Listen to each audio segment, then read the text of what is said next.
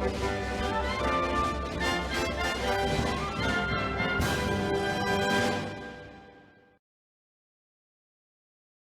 hear it for the great Detective Prince. What follows are my impressions of the organization called the Shadow Operatives, as well as their leader, Mitsuru Kirijo.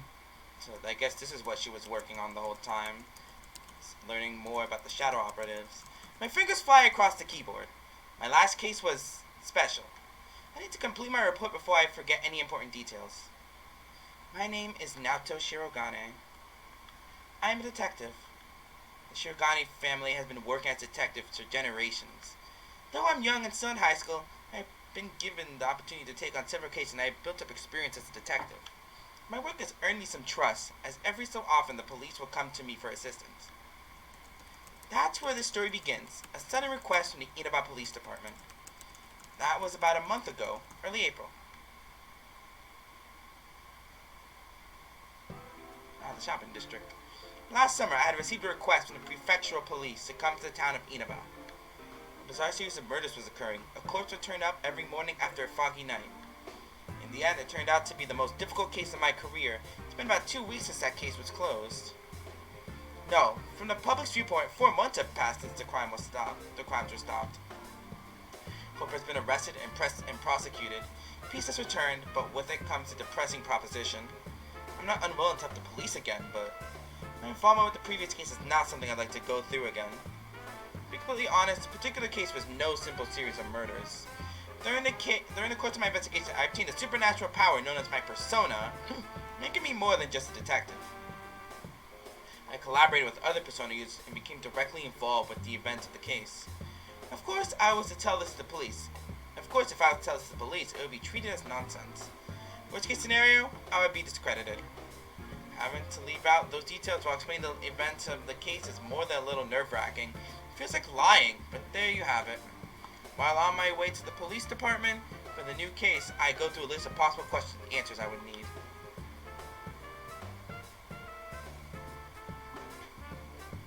Something's different today, though. After greeting a receptionist, I'm not led to the usual dull meeting room. Instead, I'm taken to a reception area on the top floor. A leather-trimmed sofa, a curved wooden table, a Novu-rich setting. Looks like this may take some time. This was just going to be paperwork and basic questioning. They wouldn't have brought me to this special room. Is it a new case? I have to wait several minutes before someone comes to speak with me. When the door finally opens, a man wearing a suit, not fitting the uniform of a local officer, walks in. I'm sorry about the wait. New guy. He hands me his card. Allow me to introduce myself. His card has a lengthy title, National Police Agency, Security Bureau, Security Planning Division. I was shocked. They're more commonly known as the Public Safety Police. Security Planning Division is the command center for departments that handle terrorist threats, coup d'etat plots, and foreign affairs. The secret police also belong to this group. How would a person of such importance come all the way to a rural local like this? I look in the eyes. He appears to be measuring me up. I see you're enough on the ball that you don't need a lengthy introduction. Good. Without any further talk, the man gets to his point. Have you heard of the Kirijo Group? What, now they'll be seeing in a bad light? I doubt there are many who haven't. I'll get right to the point. We'd like to hire you to perform a sub-rosa investigation on them. You need a corporation quietly investigated. Why me? I don't see what I can do that your own department cannot. I would agree if shadows and personas weren't involved. Oh, so he's aware of it. This time I'm unable to hide my surprise. But the man continues, either failing to see or purposely ignoring my reaction. One summer 12 years ago, there was an explosion at the Kirijo-owned Tatsumi Port Island, killing over 50 people. Oh, wasn't that the thing that Mr. Kirijo and Ikutsuki were involved in? Spoilers if you haven't played Persona 3. That was the thing that Ikutsuki and Kirijo's father was involved in. You would have been very young at the time. I've reviewed that case. The official explanation was that a gas main leaked during a construction project. Afterwards, though, a bizarre rumor saw quite a bit of circulation. The mass media noticed that there was a suspiciously large number of researchers amongst the casualties. They floated the theory that the official explanation was a lie, and that the explosion was really caused by some dubious experiment. No concrete evidence was ever found to support those claims, though. As I recall, the matter was left unsettled. Some may still remember the incident, though I don't think many could recall the finer points. Those rumors were all true. His voice becomes firm. What? Those researchers under Koetsu Kirijo, the old Kirijo Group manager, were working on harnessing the power of shadows. The experiment went awry, and they lost control of the shadows. That's what caused the explosion. Experiments using shadows.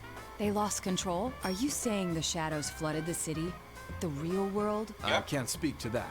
There was no way of getting hard answers back then. No one took the spooky stories seriously. But that accident got the government and the police's attention. Though they didn't launch an investigation until a year or two ago. That couldn't be helped. Law can only preside over the world as we know it. Things that can't be explained can't be governed. Only those in the Kirijo Group know exactly what happened and how much of the aftermath was dealt with. The aftermath. That word has a bad ring to it. It brings to mind a cover-up of some dark secret. Their cleanup efforts continued until quite recently. They were using some method known only to them, entirely behind our backs. We think they've been conducting illegal activities in the 10 years since then, while hiding behind their cleanup efforts. And you wish for me to confirm this? Not only do you have a relationship with us, you have a persona and extensive experience in the field. We can't think of a better candidate. And since I'm not directly affiliated with the police, if I were to be caught in a trap, it wouldn't lead back to you. If that's the way you want to put it. My reply was meant to be sarcastic. This conversation is exceptionally draining. I must applaud public safety. They know everything about anybody they choose to investigate. There's no point in trying to bargain with them. He continues explaining indifferently, as if able to sense my resignation.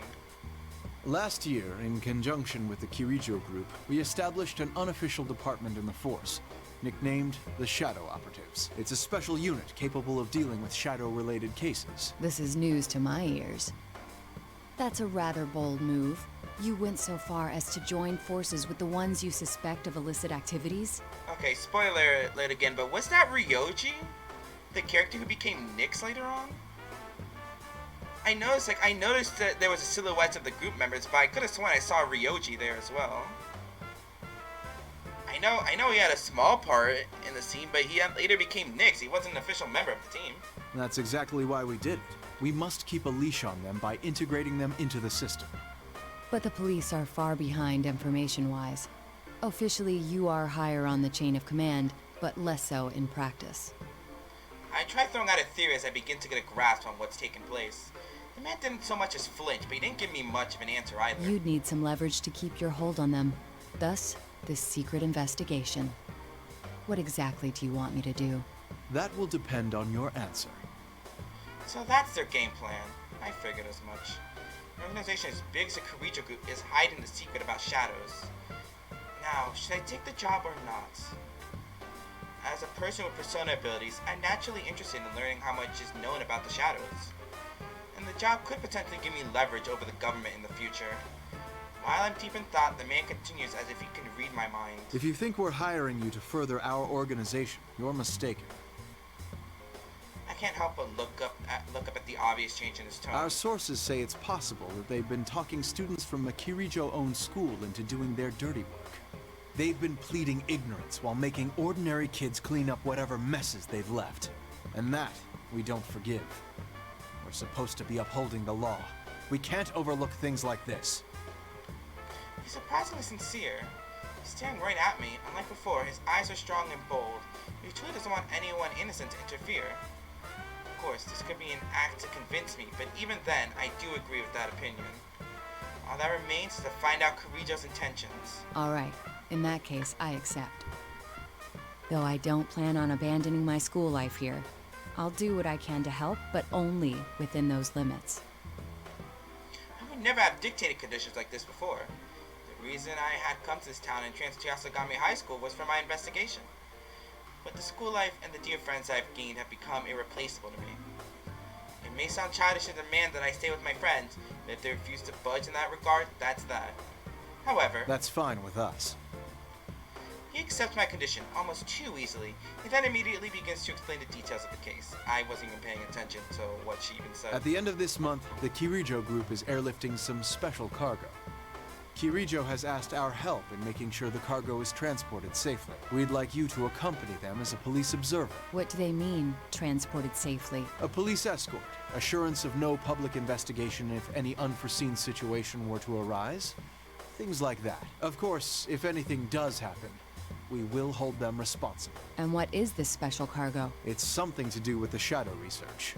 They've admitted that much, but we don't know the exact details. According to our research, it's most likely something from the old ergonomics research laboratory, classified as risk level 4. In other words, even though it's sealed up tight, it's extremely dangerous.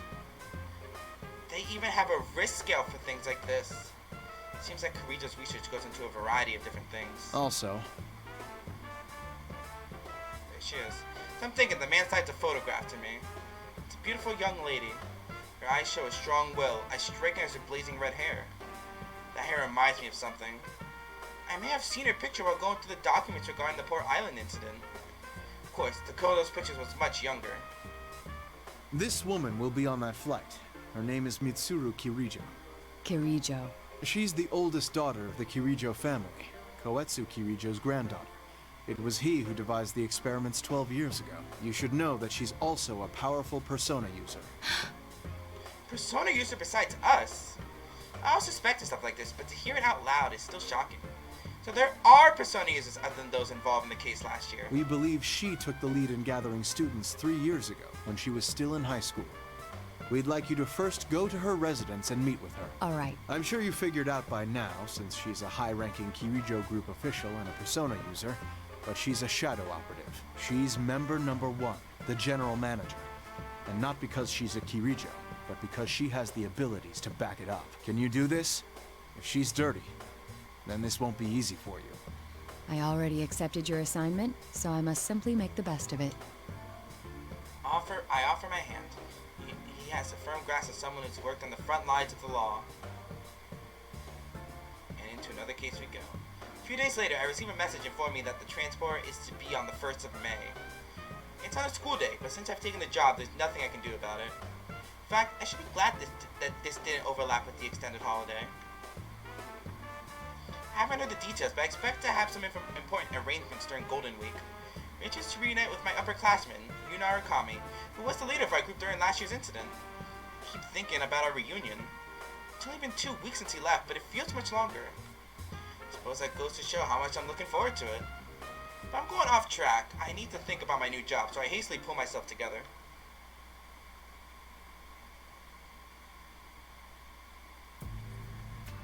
Limousine. May 1st. The cargo is due to be transported from a laboratory near the Kirijo mansion. Make my way to the mansion to present myself and end up accompanying the security detail. The limousine is incredibly long. Apparently it isn't all that rare for the upper class in other countries to ride in cars this large, but it's downright comical on the tiny roads of Japan. That was where I met Mitsuru Kirijo in person. Nice to meet you. My name is Naoto Shirogane. I'll be acting as an observer today. I've been told about you. It's nice meeting you as well. I'm Mitsuru Kirijo. Her beauty is enough to attract anyone's attention. She was so much less imposing than in the picture. I didn't expect the police's observer to be so young. Does that bother you? Oh, no. I didn't mean to downplay your abilities. Forgive me. I took a look at Kirijo-san's face. She's the only daughter of the founding family, but it's been 2 years since she renounced the practice of the Kirijo Group being run by the family. In other words, she's simply the CEO's daughter now, not the heir to the company. She must be getting used to constant stress, being a female leader at such a young age. Getting people to acknowledge her must have been a struggle. I don't need to mince my words in dealing with types like her. I decided to cut to the chase. Tell me, what are the contents of your cargo? I'm ashamed to have to admit this, but since the original researchers have passed away, we don't know what's in it either. We can't allow the worst-case scenario for such an item to come to pass in the middle of a city. That's why we plan to transfer these items to a distant facility according to their indicated risk level. A natural decision. Her posture, her actions, this is all an act I must commend her for her ability to deal with the unexpected. Personally, my impression is that she's a trustworthy person. Before leaving, I had the chance to see the Kirijo mansion. I have to say, it's surprisingly simple. It felt as though I was prioritizing function and efficiency over meaningless luxury, perhaps a reflection of her own personality. Anyway, her intelligence and presence are proof enough of her upbringing. She was hiding something. It would be hard to figure out. Then I'll stay near the cargo along with the police escort. I'll contact you immediately if anything happens. All right. If anything is unclear to you, feel free to ask me. Her eyes looked straight at me, and I feel like she could see through anything. End our conversation shortly after and quietly wait for us to arrive. Now, how did she end up in the TV? Let's focus on that first. Japan Air Network. Limousine transport truck and multiple security cars reached the airport without any incident. The cargo may be dangerous, but according to the records, it was kept safely in storage for the past 10 years. Plus, it's worthless to the average person. Because of this, the people involved in the security don't look tense. Kirijo-san hands her servant her travel bag. It's almost as if she's simply going on vacation. Yakushima. Huh. The plane's destination is one of the southern islands. I'm sure it'd be fun to go with everyone. I realize what I'm thinking, and I have to laugh to myself. A year ago, I never would have considered that it would be fun to spend time with others. But I can't help but think that way now. Soon, they'll begin moving the cargo out of the truck. I clear my mind of daydreams and look back to the truck. They pass through the gate for large cargo shipments. The shipment is in imposing metal cases, but among all the other shipping containers, it doesn't attract much attention from the airport staff. Not long before the final case is unloaded from the truck. It's obviously different from the rest. It's covered in what seems to be heavy industrial grade steel. About 1 meter wide and broad, and 2.5 meters tall. Seems like something very special is in there. Even if someone was targeting the shipment, it would be impossible to steal that. 4 men in suits slowly tip the case sideways to place it in the cart. Seeing it on its side reminds me of something. It looks like a coffin. Oh man. The moment I realize that, a shiver runs down my spine. Those are big enough for a person to lie down in. Could there really be someone inside? Could it be that the tight security is not to prevent theft, but to keep the cargo from escaping? No. How can I imagine things like this without any proof?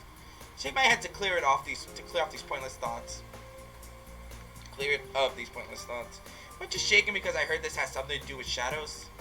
Eventually, the check-in progress complete and the announcement to begin boarding echoes throughout the airport. Relax a little, believe that nothing has happened up to this point. Once the plane takes off, the only thing on our way is the sky. I put on an earpiece tuned to the police radio to keep up with the current situation. So far, nothing was out of the ordinary. Kirijo-san's group finished checking in and had boarded the plane. The cargo should be loaded soon. After I supervise that, I'll check in and... Suddenly, an urgent voice jumps onto the broadcast. The aircraft squawk code has changed to 7500. 7500. I have trouble mentally shifting gears with a long period of inactivity. Never imagined I would hear that number with my own ears. 7500? A hijacking? Is the plane I'm investigating being hijacked? This can't be a coincidence. Could this have been set up by the police or the Kirijo Group? No, there's no benefit for either of them to get involved with the general public. Jeez. So if that's the case... Is it the cargo they want? There really is something after the cargo. Someone after the cargo. Wait, if after the cargo, why hijack the plane? If they're not trying to steal the cargo, could they be after Kirijo-san? No, that doesn't feel right. Hijacking is an efficient method to carry out a kidnapping or an assassination. They have the time and the resolve to pull us off. They would be far better off trying to take over the plane mid-flight. Can't figure out their objective. Why would they do something that attracts so much attention? Attention? This is a very peculiar time to attempt a takeover of the plane. Very peculiar indeed. Hijacking before departure forfeits the biggest benefits of hijacking.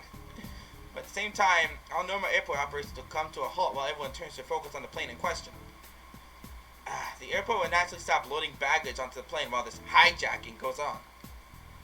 It's a perfect distraction. So they are after the cargo. If that was the case, the hijacking is only a decoy. But would they really risk their lives hijacking a plane over one piece of cargo? As I think, I scan the area from my viewpoint up in the boarding area. See a van that had been parked near the cargo area suddenly peel out. Huh? Suspicious departure at this time. I have a bad feeling about this. The cargo was just unloaded right in front of my eyes. I didn't see anyone steal it. Hold on. The 4 men in suits with the handcart. I don't see them. Lost track of them in the rush of activity after the hijack call. I grind my teeth and interrupt the radio This call. is 002, over. A suspicious vehicle is leaving the scene. Stay in pursuit. It's a large vehicle, about 2 tons. License plate...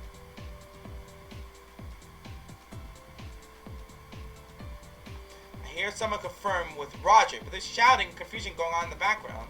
I'm not sure if my intentions have been understood. I run across the airport by myself. I need to grab hold of these people's tail, even if only to get a few hairs. Of course, there's no way that I can catch a vehicle on foot, but I have a plan. I run down the escalator and bolt for the passenger pickup area at the arrivals lobby. I look around outside and there it is, just as I thought. Bush's vehicle is coming this way. Airport's road layout is a loop. Leaving the departure lobby, cars must take a turn and curve back around the arrival lobby before being able to reach the surface streets.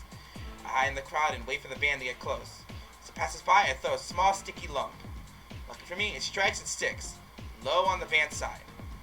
There's a compact transmitter in there.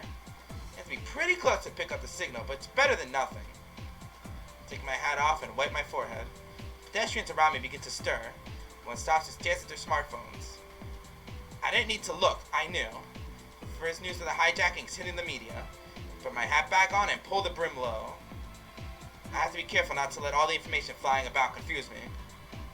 Keep my guard up as I quickly walk back to the departure lobby. Another 45 minutes pass without any more clear information coming through. There's chaos on the radio and people are in panic. But after an hour, the confusion suddenly stops and a shocking report comes in. All personnel on scene. The suspects have been apprehended. The hijacking is over. I repeat. They dealt with it so soon? Though some passengers were ill, there were no casualties. As far as I know, the hijackers didn't even make any demands. It's hard to think the police could have negotiated with them. But on the other hand, there's no indication that the special assault team had stormed the plane. Did the group surrender now that their decoy objective was complete? What's going on here? Just then, a radio call came in directly for me. Operator to 002, over. The hijacking has been dealt with, but the transfer must be canceled. The whereabouts of one piece of cargo cannot be confirmed. All indications are that it has been stolen. Then that vehicle earlier. Are you still in pursuit? We're tracking it through the N system. Head to the guest room immediately so we can discuss our response. Looks like my caller put Understood. suspicion.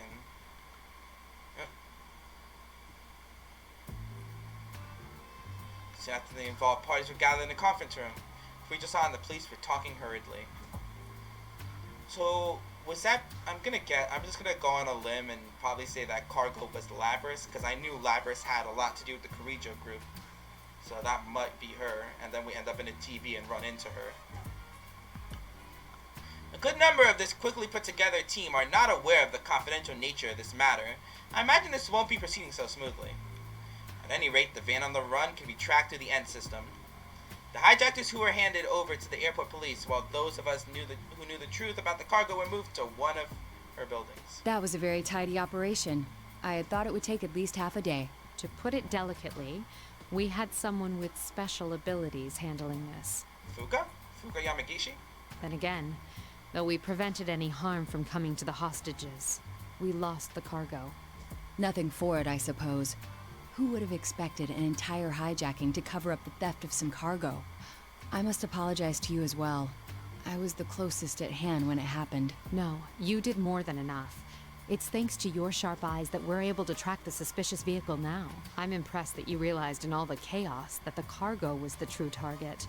You even spotted their getaway truck. Thank you. Our next step should be to interrogate the suspects in custody, and... Sadly, it won't be that simple. I haven't heard much yet, but it seems they're having unexpected difficulties with the interrogation. It will take some time.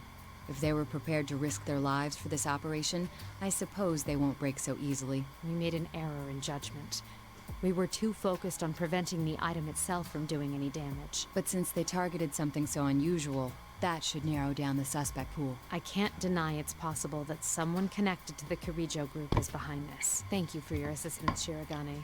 I'm sorry to have involved you in this mess, but the professionals will take it from here. Professionals? In other words, she plans to investigate this herself as a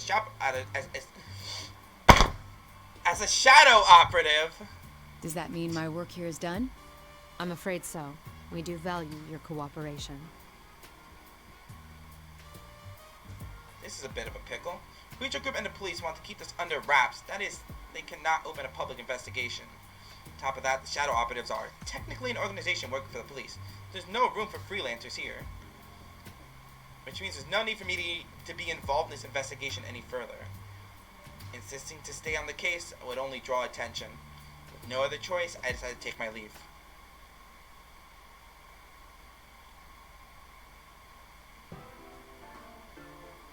It must have been chaos at the office. Despite the unusual events, the man who hired me has not yet gotten in touch.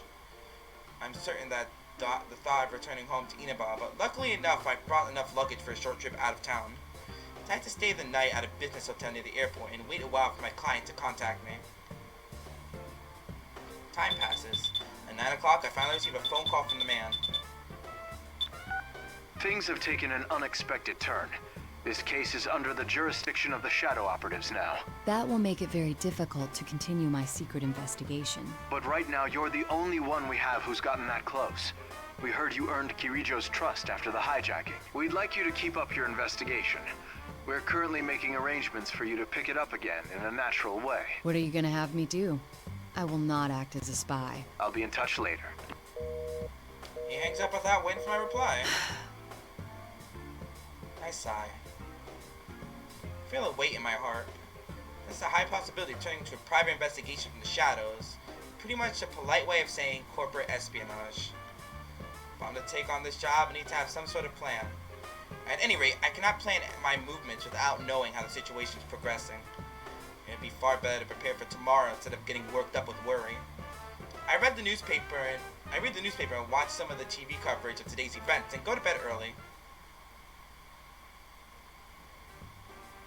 A day passes, and even by the night of May 2nd, the man has not contacted me again. It seems the police are having trouble zeroing in on the suspicious vehicle. Considering the skill with which the crime was pulled off, I wouldn't be surprised if that van had been dumped somewhere on the cargo loaded onto another vehicle. Going through all the possibilities is just a way to kill time.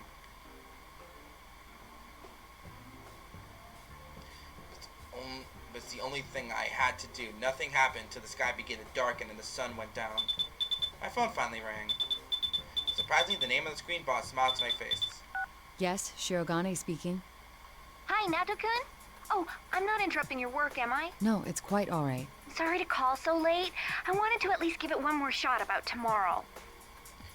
That's right. So much has been happening that I completely forgot that the school holidays start tomorrow. And of course, we're supposed to have a reunion with Yu-senpai when he visits from the city tomorrow. I was supposed to be able to meet up with them. I didn't imagine I'd be stuck here for 3 days thanks to the attempted hijacking at the airport. But since I've undertaken the job, I have obligations that I just can't abandon. I'm starting to actually feel some anger towards whoever the culprits are. I'm sorry, but it seems I still won't be able to make it. I'm actually not in Inaba at the moment, to be honest. Oh, yeah, you mentioned that. Oh, then I guess you can't check even if it rains. Even if it rains? Oh, nothing. Just talking to myself. What was that? It's okay, Naoto-kun. I know there are people who'll be in trouble without you. You need to stay there and help them out. Yes, well... Help them out, huh? It irritates me to know that what I'm going to do is pretty much spy work. It really is a shame. Give my regards to Senpai and the others, won't you? Will do. Good luck with the job. I hang up the phone. Seeing my dear senpai again. I feel that's much more important than a job with an uncertain outcome, and I feel a little sad that I'm going to miss it. Maybe I should just turn the case down and make a surprise visit tomorrow. I wonder if any train would make it in time. But it looks like the case is not about to let me leave. After my talk with Chie-san, I began to prepare for bed. And that's when the public safety official called me again. It seems we may be back on for the secret investigation. Mitsuru Kirijo just requested our cooperation. We agreed. A detective by the name of Kurosawa will be heading out tomorrow. We want you to accompany him to the rendezvous point. When I asked about this Kurosawa fellow, I received an unanticipated answer. Apparently, he had helped Kirijo-san's activities on his own while he was a constable. Even though his superiors didn't understand what Kirijo-san was up to, he followed his own instincts and helped him protect his town. Normally, he would be punished for this, but the situation took a 180-degree turn thanks to the establishment of the shadow operatives. His knowledge has been invaluable, and rather than being disciplined, he's been prompted to plainclothes detective. Kurosawa is willing to leak you whatever info he learns about the Kirijo Group through his cooperation with them. I'm surprised he agreed to that. Hasn't he assisted Kirijo-san and her group in the past? I'm afraid that's something you'll have to ask him about, although he seems to have his own agenda. Yep, that's the freaky part. Confirm several other details before ending the call. Detective Kurosawa. If he's worked with the Kirijo Group, it could be something of a problem. But if they have information to leak, that means they must have located the vehicle in question. Still, considering how long it took them to find it, I may be in for a long trip. Where am I going to be sent now? I shrugged to myself.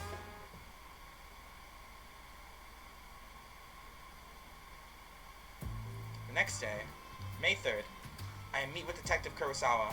I expected someone who looked shadier, but the man appeared hardworking and honest. I'm Kurosawa. I'm Naoto Shirogane. Doesn't mean he is honest. Thank you for your assistance. I've heard rumors about you, Ace Detective. Let's get going. We make a greeting brief, and I get into Detective Kurosawa's car. Private investigation and location that I have no prior knowledge or experience of.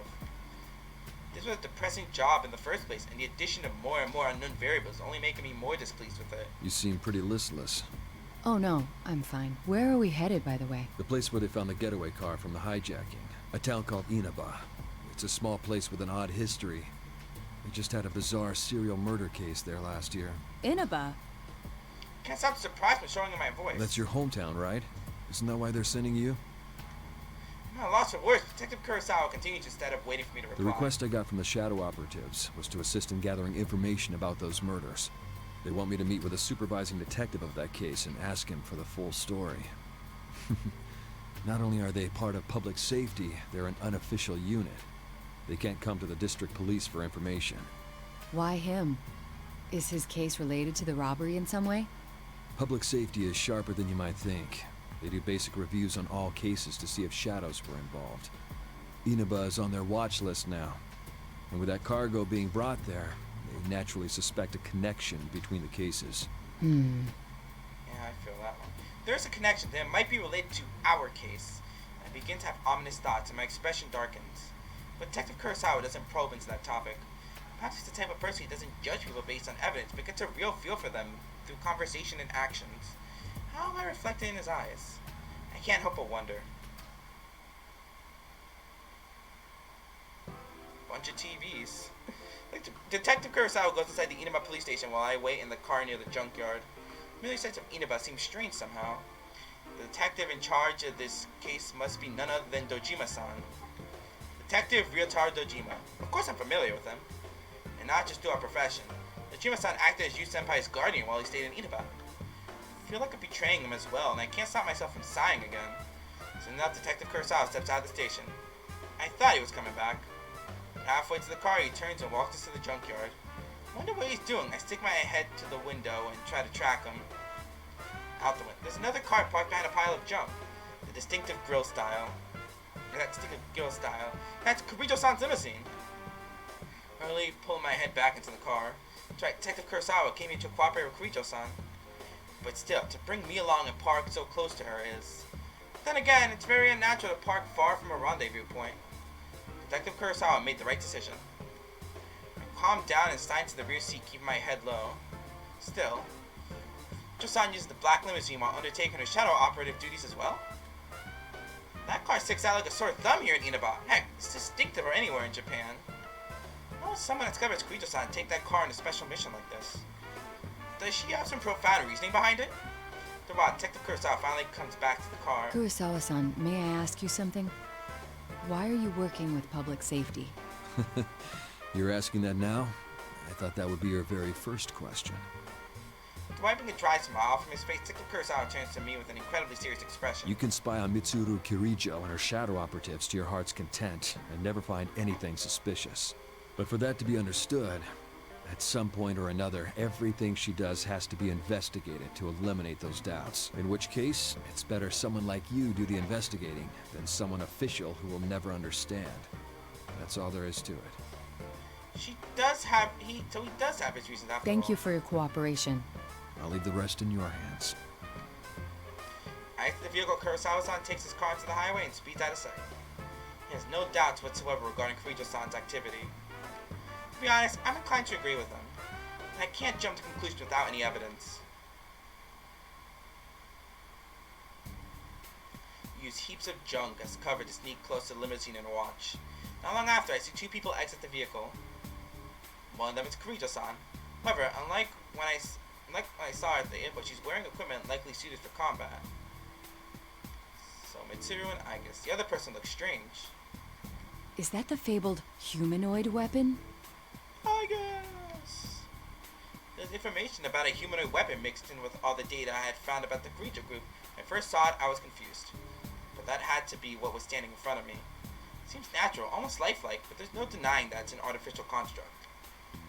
It seems that the rumors of an unorthodox anti-shadow unit were true.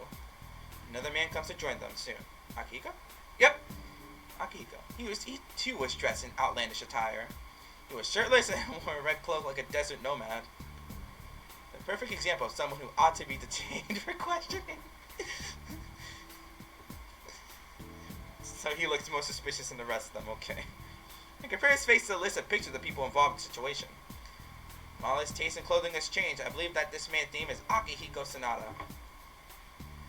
I can't imagine what would possess him to go about dressed like that, but I speculate about their actions, not about their clothes. What business do they have here in a junkyard? There's nothing here but a pile of broken household electronics and abandoned televisions. Then it hits me. Detective Kurosawa had told Kirijo-san about last year's incident. And of course, she has prior knowledge of personas and shadows. And no doubt she shared the idea of entering the TV world. After all, it appears many times in the testimony of the killer from last year. Kojima-san may have disregarded it for being too far-fetched, but Detective Kurosawa must have caught on. With a closer look, there's a mountain of old television sets. Victims of last year's switch to digital television, victims of last year's switch to digital broadcast. They're not planning to enter a TV from here, are they? Even as I say that, the mechanical girl already has her hand sticking out of the TV screen. It's exactly as I thought. The mere fact that they're testing what they heard so recently cannot bode well. Certainty crosses my mind. Three of them are clearly preparing to enter the television. Should I pull my cover and warn them about what they're doing? If they enter, they might not be able to leave. But the other world should no longer be dangerous anymore. And I heard from Yosuke-senpai that he'd asked Teddy to leave the exit TV out just in case. If they're persona users, they should be able to handle the shadows. They shouldn't be in any peril, but Kirijo-san made a decision faster than I could.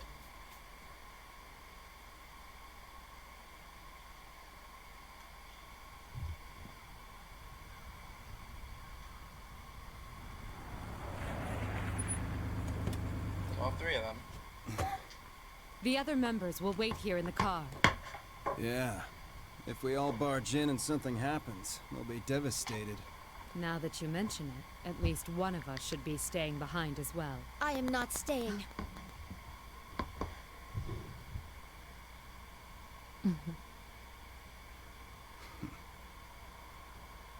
Us three will be plenty. We'll end this in a flash. No problem. The same as always. Although, we have no idea what might be waiting for us on the other side. Don't get careless. Right. This situation, it brings back memories.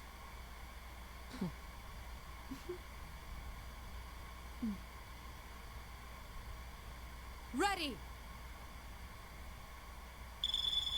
There they go.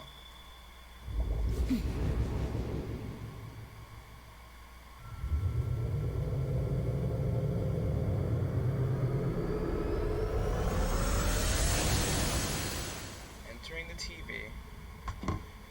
Right in front of our eyes.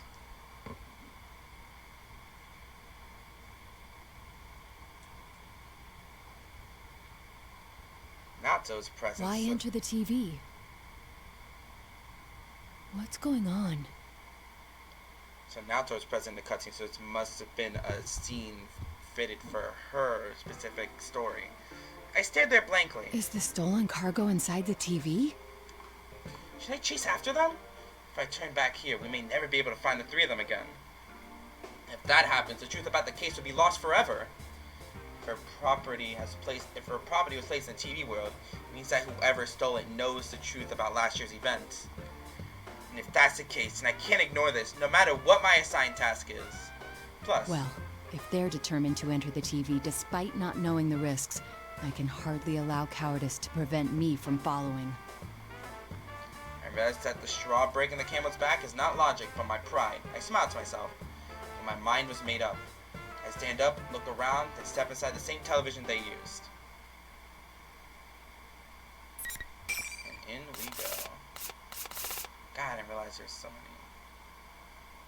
I just finished doing something on used things, so I want to make sure his space is still up, so... Yeah, I'll toss Teddy's thing aside. I didn't realize there's only 6 slots available. Yeah. Whatever, they were only bookmarks anyways. It's been a while since I felt this falling sensation. But this time, sensation comes to continue longer than it did when I would enter TV as part of the investigation team. P-1 Grand Prix. Before I know it, the falling has ended. I took cover behind a pillar and looked around for the three shadow operatives. Did I lose them? We all entered from the same television, so we should have arrived at the same place. I relax a little and take a look around. When I stand up, I notice it, but it's difficult to believe.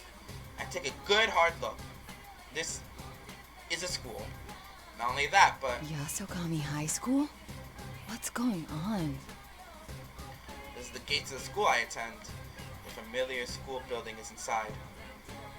But there's something unfamiliar out in front. It's a stack of strange monitors. They're all displaying the words P-1 Grand Prix. The place looks like the real world, but there's something warped about it. It feels like this world is dangerous again, like it was while we were investigating the incident. And the innocent, probably. But this world has returned to the way it was before. I'm thinking the students come walking out of the building. We got together and soon the area is filled with people. Impossible. How could there be this many people in the TV world? Suddenly, students surround me and start cheering. I see an all too familiar burst of static played across the monitors. And here we go. You know how this goes. They are friends, yet powerful foes. The desperate fighting program amongst high school students. A new legend is about to start. Be the manliest of all men! Come on down! Nobody touches his precious Nanako, the sister complex kingpin of steel, Yu Narukami! It's only natural. Wage slave in the boonies by day, hero by night, Captain Ressentiment, Yosuke Hanamura! Everything that bores me has gotta go! A spunky dragon with deadly legs, the carnivore whose discarded womanhood, Chie Satonaka! You need to eat more meat! Please escort me to the ring, my prince, the unconquerable Snow Black, Yukiko Amagi! I'll finish you in one strike! Blooming roses and bulging muscles, the blood-curdling beefcake emperor, Kanji Tatsumi! Deep into realms of romance. The body of a child, the brain of a genius, the 2,000 IQ killjoy detective, Naoto Shirogane! Is this an army of idiots? Fight and survive towards the one throne waiting at the end! The P-1 Grand Prix where fierce fights will be fought! The battle begins tonight!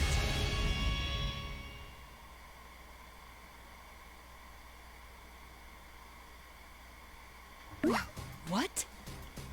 Killjoy detective? That shock leaves me dumbfounded for a while.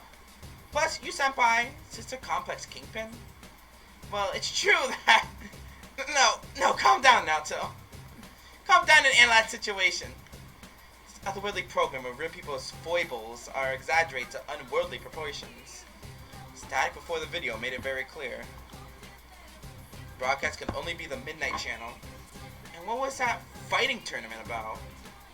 Members in the investigation team are combatants? It seemed that Teddy was acting as the host for this. All of us know that Senpai's come back to Inaba during Golden Week. Then could this be some kind of way to welcome him back? No! Calling him a sister complex kingpin? That's not a welcome, that's a challenge! Who would publicize a negative nickname like that? Besides, whatever the reason, I can't imagine someone would seriously want us all to fight each other. What's going on? Does it mean that the rest of them are in the TV world as well? Without warning, the sound of microphone feedback pierces my ears. Hello, boys and girls of Yasogami. Sorry for the wait.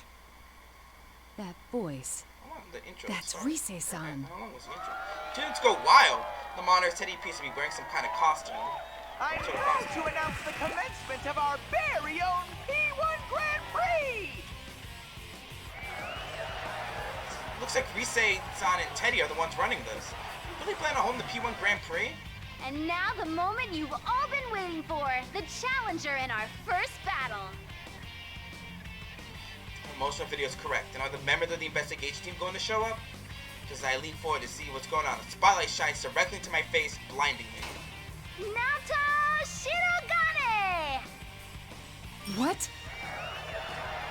Students around me raise their fists in the air and shout. This is a pickle. It seems that I won't be able to chase Kirijo-san down at this rate. First, a plane hijacking and now another unforeseen interruption? Come on down now, Chan! Teddy, what is the meaning of this? Didn't you watch the intro video? It's a fighting tournament! I gathered as much, but I was asking why you would do such a thing. Pitting friend against friend in battle is going too far for a joke. It's not a joke, though. I'm giving this 100%, just like I always do. Now get out there now, Chan. Show me everything you've got. You're not making any sense. Besides, there's... While I'm speaking, I see in front of me twist. Close my eyes at once. When I open them, I see that only certain things around me have been whooped by whatever that was. Seen on the monitor is the students around me. I blink around my eyes, I soon realize that my eyes aren't playing tricks on me. What the... Are these students an illusion someone is creating? With their skins missing, the students have become dark shapes that only resemble a human form. Are these shadows of some sort? Well, I do find it hard to believe that so many people could have wandered into the TV world. If this many people did get in here, the town would be in an uproar over the massive appearance of so many students. It's more sensible than these shadows, but if that's the case, why did I see them as students? Could it be... Teddy and Rise do both have the power to interfere with other people's thoughts to a certain extent? Teddy and Rise do both have the power to interfere with other people's thoughts to a certain extent. It's possible for them to be projecting illusions into my mind. But that would prove that the two of them really are the hosts of this show. I try not to jump to any conclusions for now. Even if the two of them are behind this, why would they hold a tournament and deceive me with illusions? I won't be able to figure out anything and try to determine what their objective is. I'm considering my next course of action. As I'm considering my next course of action, Teddy, or should I say General Teddy, speaks directly to me. What are you all fidgety for now, Chan? You need to powder your nose? No! Anyway, if this is not a joke, can I assume you won't easily let me go? Bingo! You have to win the fight if you want to move on. Only the one who makes it to the very end is set free! This is getting me nowhere. Talking to him isn't helping me figure out what's going on here. Well then, let's get this started! Bring out the first opponent! Another spotlight appears across from me. First, stepping out of the darkness, It's been a while, Naoto. You. Senpai? Why are you here? I promised I'd come back during Golden Week. Don't tell me you forgot. No. Of course I remembered.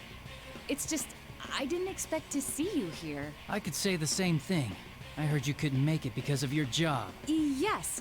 Actually, I'm here on matters related to my work. It came as a surprise to me as well. Looks like you're as uninterested in socializing as always. Huh? What did he just say? Everyone says that though they think of you as a friend, they never get the same vibe from you. That's not true. I just happen to be busy with a case. But really, now's not... Work, work, work. I guess work's all you care about in the end, even now. I'd say you're more concerned with your work than us. I get it. Hanging out with people outside work is a burden for you. It's like an invasion of your privacy. Senpai? He's not the type of person who speaks so poorly of others, is he? Is this an illusion too? Relax. I'll help get you knocked out of the tournament so you can get back to the work you love so much. He isn't exactly gonna help him. Or help her. He's summoned his persona. What? Are you serious? Senpai attacked me with his persona. That wasn't an illusion. It was real. If he'd hit me, I would have been seriously hurt. But now I know something. He's clearly not in his right mind right now. The leader of the investigation team I knew would never, under any circumstance... Motherfuckers! Words! Can you speak it?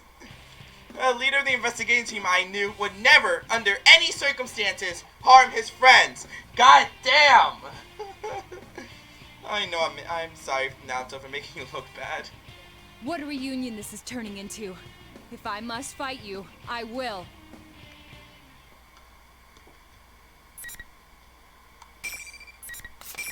Let's do it. Finally.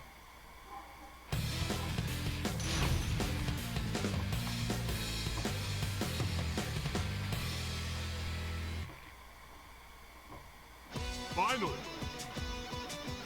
Fight! It's a complex weapon of steel. Persona! Go! Ellie!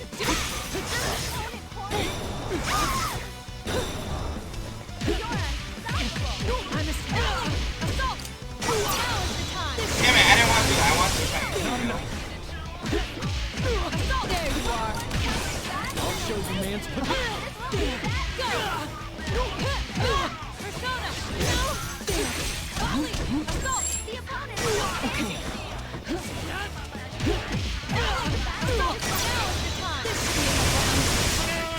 What? There we go. In the end, the victor was no surprise.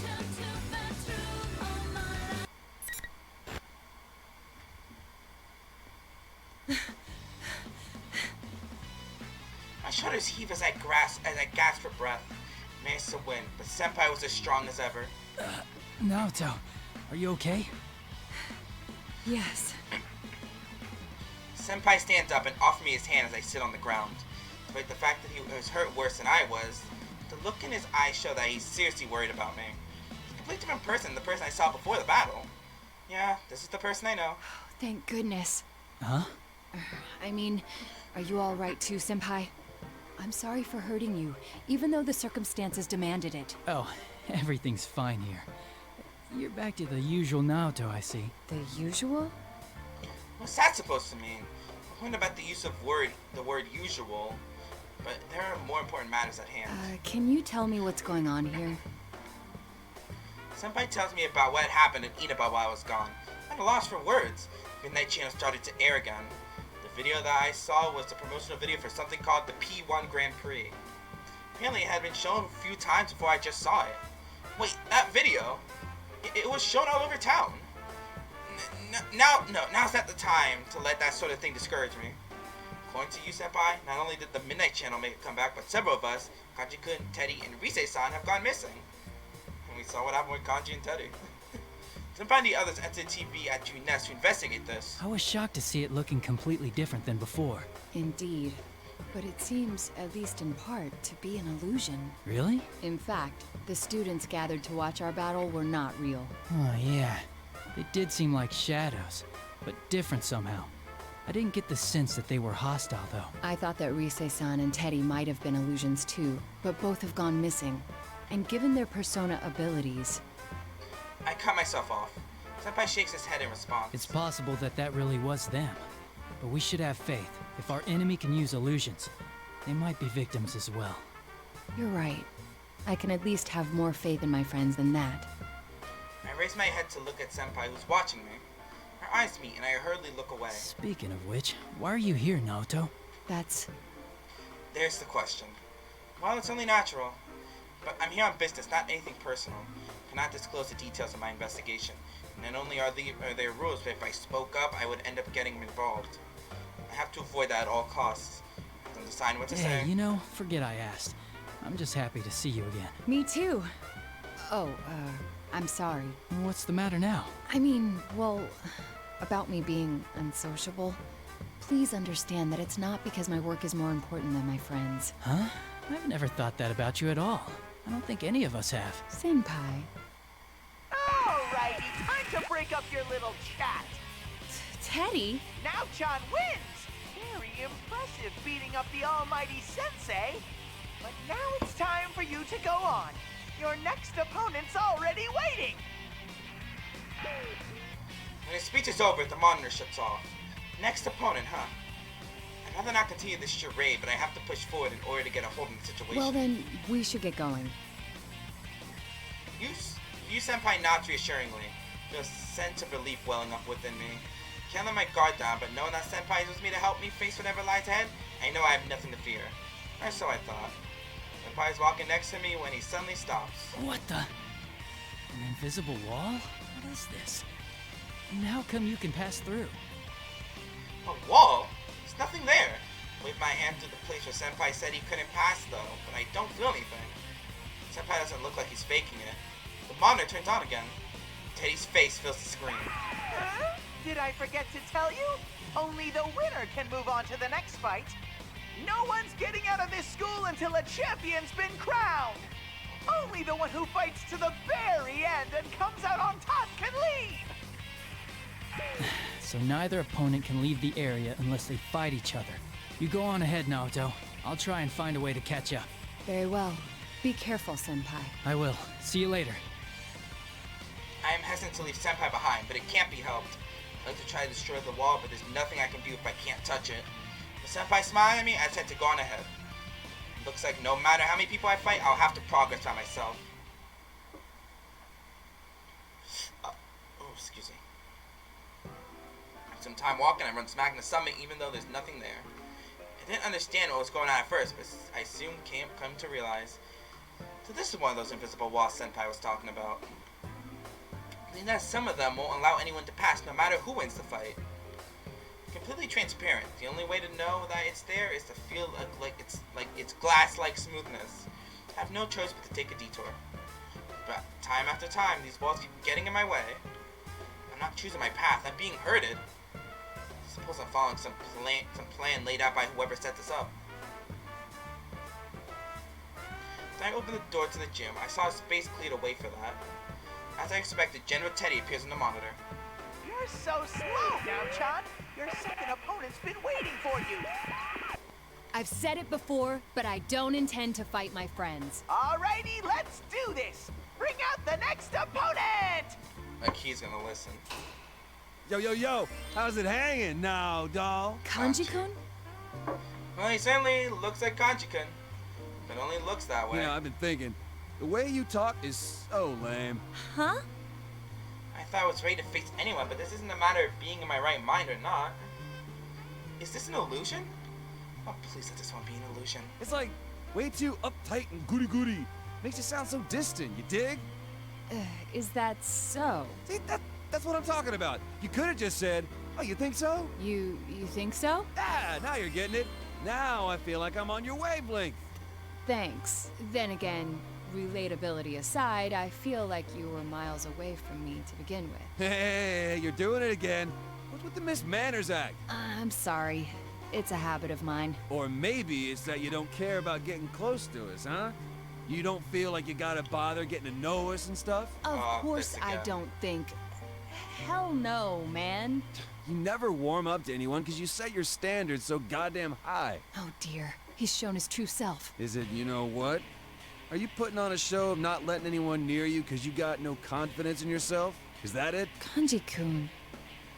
They may be false accusations, but some of those statements are hitting home. I can't brush off these words and my heart aches. Why are you so nervous? Your height? Your body? That girly voice? Let me give you a little lesson in manliness. A man's way! This is insanity! Wait a second. I didn't say any...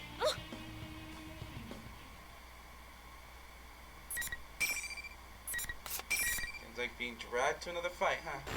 Well, to run the course.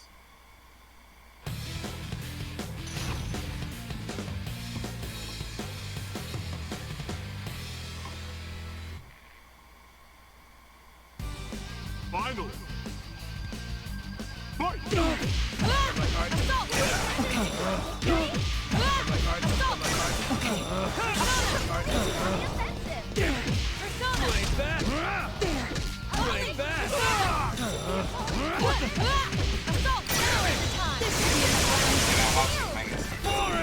What a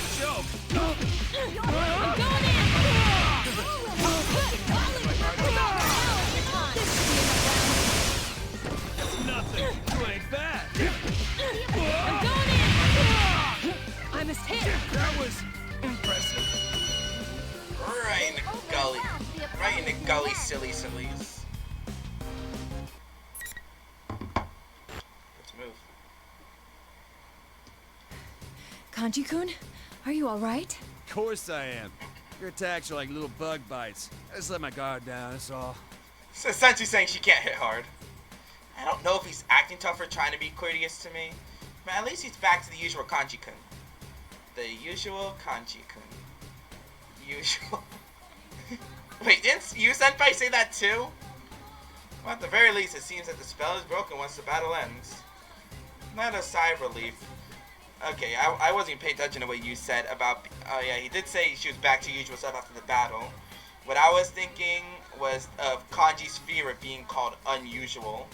And it was the fact that it's Kanji, and she was thinking over the word usual.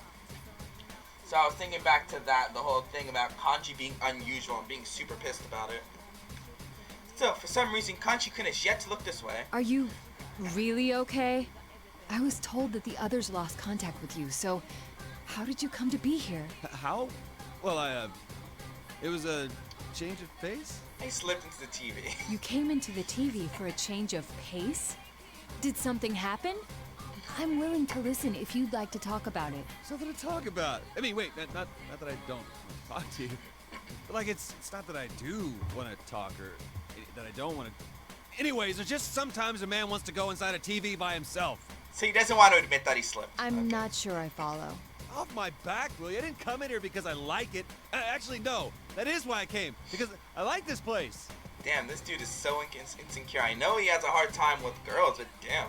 When Kanji-kun turns around, his face is red, but with anger or something else. I just don't understand why you're being so loud about it and blushing so fiercely. I wasn't blushing. Besides, it was all your fault. You're the one that was, well, being all, you know. Me? What are you talking about? You want me to come out and say it? Jeez. I thought you'd gone crazy because of that. Me? Crazy? You were the one who was acting oddly, calling me Naoto and whatnot. Naoto? Why would I call you that? Wait a second. Acting strangely. I saw Kanji-kun as if he's gone mad, and he saw me as the same. And yet both of us claimed that we hadn't gone crazy. I get it now. That's why you-senpai called me the usual Naoto. Of course. An illusion. Huh? I believe we were both under the illusion that the other had lost their mind. That's why neither of us remembers saying what the other heard. Illusions, huh? It must be a scheme to make friends fight each other. But if that's the case... It's not as simple as the person after the fight being crazy. You-senpai and Kanji-kun both said things that dig deep into my personal problems. These are illusions, and whoever's creating them has to be someone who knows us. The ability to interfere with other senses, the prior knowledge of us, putting it all together, it must be. Must be what? The Teddy acting as the tournament's host, as well as Rise-san. Must be genuine. You moron, there's no way it's them. I look up at Kanji-kun in surprise. Ted and Rise are fakes. Come on. They're not twisted like that. You of all people ought to know. He doesn't have any proof, but his unshakable trust is in us set to be at ease. Even if I told him that Rise and Teddy are both missing, I'm sure his answer wouldn't change. Who else then? Well, you know, there is someone here besides us. I saw her on my way here. Some girl with long hair. A girl? Did she happen to be wearing a white fur shawl and combat gear beneath it? Her? What are you talking about? She had on a normal Yasuo girl's uniform and her hair was like tied back. A female student with tied back hair? I don't recall anyone like that. I thought he might have run into Kirijo-san, but that doesn't appear to have been the case. Is that girl Kanji-kun talking about a suspect? I can't tell for sure. I'll keep it in mind. Well, I should be moving on. Hold on, I'll come with... Wait, what the hell? Invisible wall. Ah, the invisible walls again. They striketh. Just like last time, I can't touch it myself. The rules seem to dictate that only the victor can proceed. I'll come for you later. Don't bother. I'll figure this out myself somehow. That aside, you beat me. You better make sure you're the champion in the end. That's completely irrelevant to the larger objective. I leave Kanji-kun behind and push on ahead. Nothing to do about that but to keep going. We're being shown illusions that portray our opponents as having lost their senses. But why is the host of this tournament going to such elaborate lengths? Obviously, it's to get people who know each other to fight, but is that the only goal? Still, I wonder how I appeared to Senpai and Kanji-kun. I'm not that worried about Senpai, but thinking about Kanji-kun's reaction, how he had blushed, is burning a hole in my stomach. Yeah, I could probably figure it out. As I walk down the hall, I come to another likely location for a match. Just as I figured, Teddy appears on the screen. Your next opponent is a special guest. Got a lady jumping in on the fun. It'll be a big emotional reunion. Is this gonna for be you Mitsuru? now, John. Could it be? Bring out the next opponent! Next opponent just gonna be Mitsuru. Kirijo-san. Shirogane, why are you here? I thought you were... This is a problem. I didn't think we'd run into each other so soon. The purpose of the event is to have participants fight. Because there's only one path to take, I figure we'll run into each other sooner or later. Never imagined how it'd be this early on, though. No, there's something else I need to be concerned with. In the previous times, the opponents will not be seeing each other correctly. And mine, I watch her closely, and as I expect, I see a change in her. To Kirijo-san's face twists to expression of contempt, and her composure shatters. To say I'm surprised to see you here would be an understatement. I don't reply. No point saying anything after all. The silent treatment. How ridiculous that you, who lives a lie, would dig up other people's hidden secrets for a living. You seem gentle, but you maintain an aloof distance that keeps people at arm's length. I've thought that since our first meeting. At first, I thought it must be typical of a detective. But that doesn't seem to be the case. You simply lack confidence in yourself. I have some trouble staying silent. You hide your true nature, because you know that once you grow close to someone, you'll no longer be able to protect your pride. That's why you won't let anyone in. You use your job as a pretext to keep your distance and never get too attached. And it's from that position that you're trying to discover what others are hiding? How contradictory. Not to mention completely ridiculous and unfair. I clench my fist in spite of myself. Persona. Naoto wasn't having any more of it. Kirijo-san's relentless words. Even if it's only an illusion, I begin to feel that if I lose, I'll never be able to look her in the eye again. I cannot lose here. I'd dearly like to answer your charges, but I see no need. There is no reason to defend myself against the accusations of an illusion. Thus, the next battle.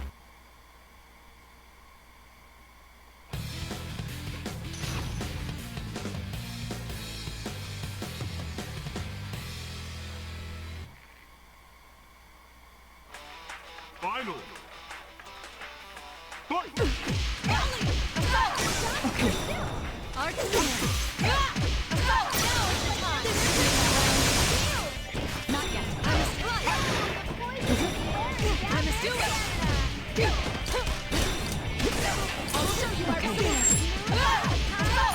Okay. Do it!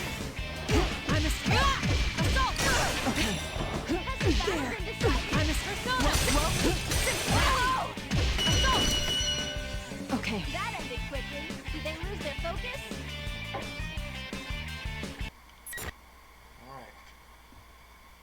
Alright. You're stronger than you look. It seems you're a skilled fighter, and a persona user as well, huh? With that, Kirijo-san stands up. I'd like to clear something up. Before our battle, I may have said or done some things that seemed disrespectful, but I understand. We were shown illusions to goad us into fighting each other. so you already knew. You are a credit to the Shirogane name. In that case, well, I'm willing to forget all the things you said about my body. Wait, what? Her body? What did the illusionary me say? Though, if you're a persona user, that gives weight to two of my Oh my theories. god. Kirijo-san looked straight at me. One She was is that definitely you were nervous. one of What the those fuck? who solved last year's serial murders. The few proud anonymous heroes. I shrug. And then I brace myself for the other shoe to drop. I know what she's about to The say. other is that you were one of my enemies. Yep. You were an observer at the hijacking, which means a persona user was sent specifically, yet you hid that from me. Somehow I doubt you were there just to watch over the cargo. If my suspicions aren't off base, then there's something I must say. In all honesty, I feel like I have no defense for what's going to happen next. I've been trying to find a way to make it through the conversation without ruining whatever goodwill I may still have with her. But Kirijo-san's next words take me completely by surprise. Shirogane, can I ask for your cooperation once again? What? You know more about this world than I do, and since I lost our match, I will be unable to move on from here. Wait a moment. I thought you distrusted me. Even if I did, is continuing to oppose each other the wisest course of action? I have no words. Kirijo-san smiles as she watches me. Her proposal completely surprised me. My surprise must have confirmed what she was thinking about me. She knew that I'm not the type of person who would become her enemy under normal circumstances. That is why she smiled. I am no match for her. She's on a completely different level than I am. It's not a matter of social rank. She simply has the type of personality that makes people want to follow her. Kirijo-san doesn't wait for me to answer and continues. As you have guessed, we are here in pursuit of the stolen cargo. It's gonna be Labras or something. Upon investigation, Yep. we figured out that it contained the 5th generation anti-shadow suppression weapon, Labras. So she was lifted as important cargo. But did she have like no data? Because you saw from the other stories like she doesn't remember who she is. Or maybe does she not even know who she is? She was a machine, developed as one of a series of test models. They were intended to receive personas in order to combat shadows. Like Isn't a persona the manifestation of one's strength of heart? How could a machine be capable of using a persona? You're right to ask that. Labras has a mind of her own. We don't know what she looks like, but it's probably very close to human. A humanoid machine. I did see something fitting that description before I came through the TV world. So that was a weapon developed by the Kirijo Group. A humanoid robot. One with a heart at that. This is the fruits of Kirijo technology created from the research of shadows. Cannot help but be surprised. However, if the culprits were specifically after this Labras weapon, there's a high probability that it has to be removed from its case and is mobile. But I can't fathom how that would benefit the thieves. Why am I unable to talk today? There's one thing I can deduce, though. Around the time of the robbery, we began to see activity in this world as well. I doubt this is a coincidence. I feel sure that your Labras is connected to this ridiculous tournament. I agree. Before I know what I'm doing, I reach out to shake hands with Kirijo-san. I accept your earlier proposal. And I think I'd best hurry. Thank you. And I'm sorry. Your friends must be facing their own troubles. It's possible that they've met Labras without knowing it, too. They'll be all right, I'm sure. The record showed that Labras had some unknown experimental equipment. We don't know what she's capable of. Don't take her lightly. Oh, no. That isn't what I meant. She has a heart, yes? Then fighting her isn't our only option. She can be saved. I'm sure the others will reach the same conclusion. I see. When I say that, I can see a smile on her face. I could tell she believes in her friends as well. Oh, yes, I meant to ask. Have you been able to contact your friends? I shake my head.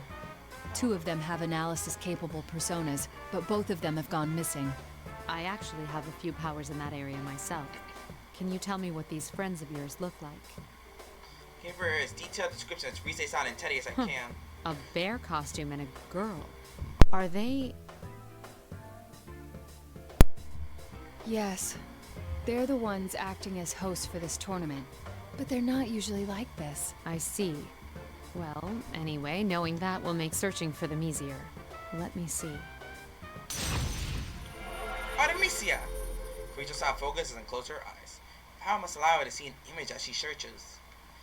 It may be only a few powers, but it's still quite amazing. I'm getting a match some ways from here. It's not moving either. Aha! I found her. Can you hear me? Who is this? That voice! My name is Mitsuru Kirijo. I'm with one of your friends, Shirogane. Kirijo-san looks at me and nods. She's communicating to me so that Rise-chan can hear my voice as well. Rise-san. Rise-san! Naoto-kun, is it really you? Yes, though I could ask the same of you, Rise-san. I'm so glad. This weird fake Teddy kidnapped me and then everyone was fighting each other and... So Rise-san's voice on the PA system was a fake. If that's the case, then there's no reason to believe that the image of Teddy on the monitor is the real thing either. It's all right. Please calm down. Do you know where you are right now? It looks like an announcement room, but there are these invisible walls stopping me from leaving. Plus, the fake Teddy is watching me, so I can't use my persona. Okay, so she's communicating somehow through Mitsuru's persona. I don't know who that fake Teddy is, but it seems that Rise-san and the real Teddy were kidnapped to deprive us of a means of communication. In other words, to keep us fooled while we were in this world. Then again, that explains nothing about whatever objective could be gained by doing this to us. How does Labrys' existence tied into this? Oh, right. Thanks. Kirijo-san, right? Wait, Kirijo? I know that name. That's not important now. Are you a persona user too? Yes, but we can discuss that later. I sense a shadow-like presence very close to your position. Are you all right? The only thing near here is the fake Teddy. Wait, is that what you're talking about? So it's a shadow. I was hesitant to make a decision. Kirijo-san does not know Teddy. Of course she wouldn't know his origins. If the general was the real Teddy, she would probably think of him as a shadow if she didn't know better. But if the general is merely something else that's taken on his appearance, it leads to a completely different conclusion. That's it. Or that is, it's a shadow from a normal human who doesn't have any tolerance for this world. But if that's the case, then why is the shadow mimicking Teddy? I don't have enough pieces to begin solving this puzzle yet. While I'm in the process of thinking things through, Kirijo-san speaks up. Shirogane, you need to hurry on. I'll try to maintain communication as best I can and keep you in the loop. All right then, I'm off. Stay safe. I nod back to her and start running. Onward! To the announcer room where Rise-san is being held.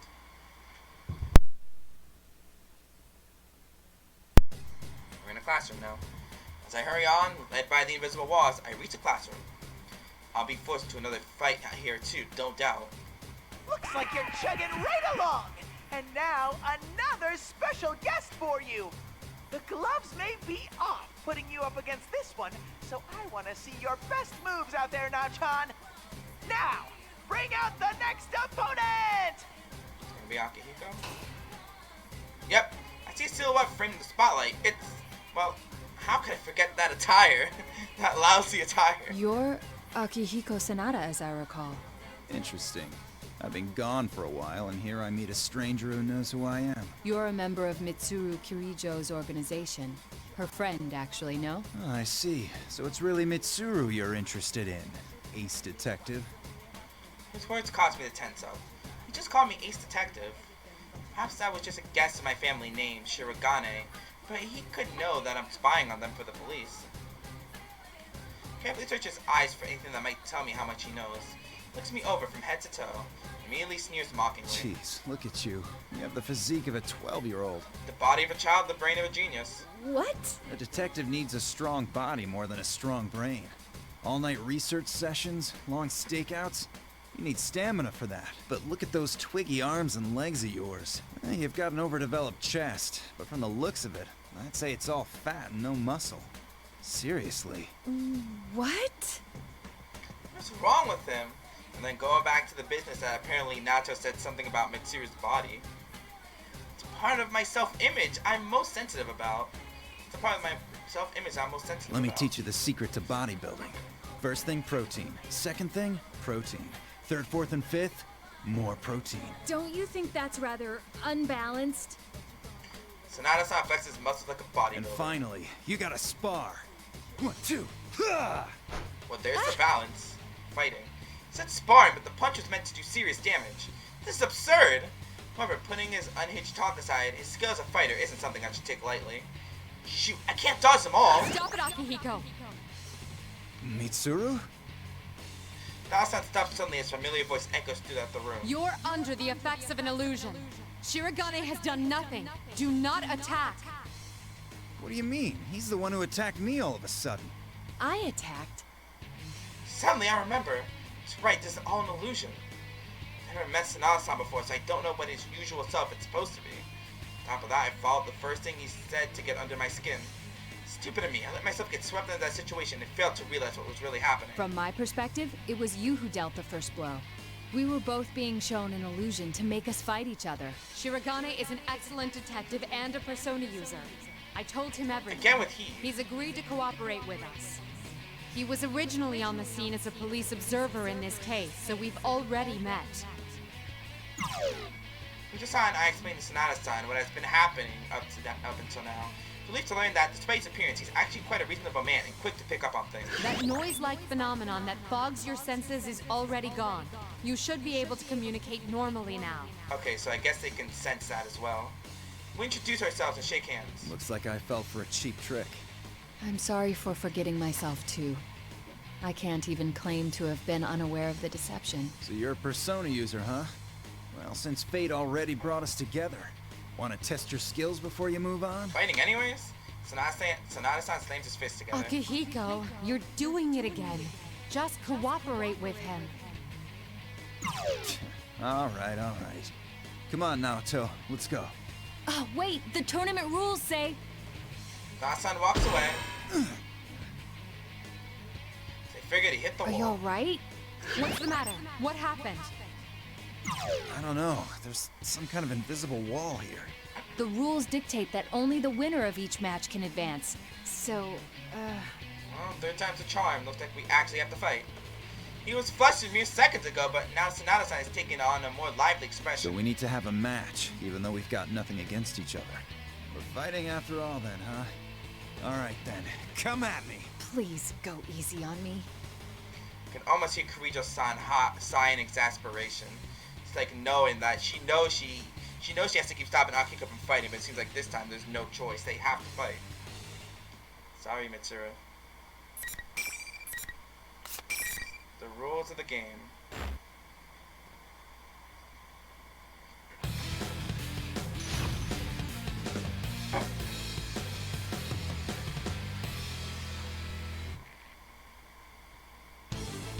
Final. Fight! Not bad. There you are. Not bad. Okay. Not bad. Assault! Okay. I must hit. Do it. Assault! Okay. Okay. I'm not giving up. Gotcha. Showtime! Luckily, it's like a million of them around. You can't dodge it. Farewell.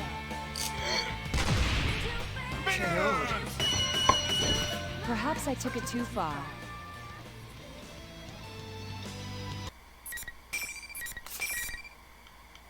I think this might be the end. That was a great bout. You're good. About? What an annoying rule. Wait a second. That reminds me. I saw that guy calling himself General walking with a girl. If only one person can move on, that's against the rules. The fake Teddy and Rise-san were together all this time. Then could the girl he's talking about be Rise-san?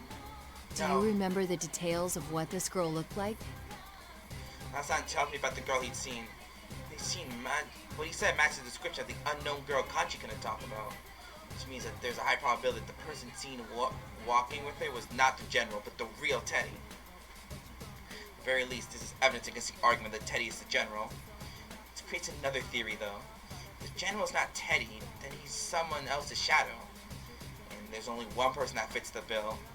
Well, not person per se, but... If that girl was Labris, then...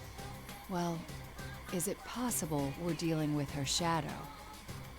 That's right, Labris. If she has a heart capable of using a persona, then it stands to reason that she could create a shadow. In light of how the events of last year played out, it makes perfect sense. She was kidnapped by someone who threw her into the TV world, creating a reflection of her heart. None of the data I have shows any connection between Labris and Yasagami High. On top of which, I don't see how she'd know about you or your friends. I've been having doubts about that as well. At least I have a feel for what's going on. What Labris' kidnapper hoped to gain from this remains unknown, however. At any rate, it wouldn't be good if the shadow were to run into its owner. Either way, it's best if I head to the announcement room. It's much more logical to restrain the false Teddy since I know his location than it would be to have to search for Labris somewhere in this world. Still, if that really is Teddy with Labris, why are they traveling together? Sheesh, what's that Teddy doing? I'm sorry I can't help much, Kirijo-san. You'll have to forgive me for my meager skills as well. My persona's communication powers are more for operational assistance. A friend of mine from school was much stronger than myself in that respect, but... Fuka. Oh no, it's all that stupid bear's fault anyway. He's a real genius for making people worry. What's Man, with the comical it's music? strange running into so many Persona users I've never heard of all at once. Gotta say, brings back memories. For us, too. We were as surprised as you. Not to say that the possibility of other Persona users hadn't crossed our minds, but to actually meet them. What you said about a friend from school kinda reminds me of us, too. What was school like for you? I'd like to hear about it. Well, ignoring Akihiko's current appearance, he was a boxing champion in his student days. Hey, that dig was uncalled for. After that, I don't know what went through his brain, but he started saying he wanted to search for stronger opponents. He went on a journey to hone his skills? I thought that only happened in comics and old samurai films. I thought I had to do it, so I did it. That's all. Beautiful moment was Wait, shattered by Kirijo-san's What's video. this I'm Her sensing? voice. It's like a shadow, but bigger. There's a shadow present, and it isn't that false Teddy. Huh? What's going on? That fake Teddy left the announcement room. Rise-san made a report immediately after that. So Naoto and I looked at each other. It seems like the situation is changing. Naoto nods to me, and after taking a small bow, I run off. With no one watching over her anymore, Rise-san was able to summon a persona. The job of providing support moved from Kirijo-san, who not all of us knew, to Rise-san. Rise-san contacted the rest of us and let us talk to each other for a moment. Rise-chan? Oh, thank God you're safe! Don't worry, the others are here too. We'll rescue you in no time. Wait, why is Naoto here? Can't help but smile at this as I tell them about the others I had seen so far.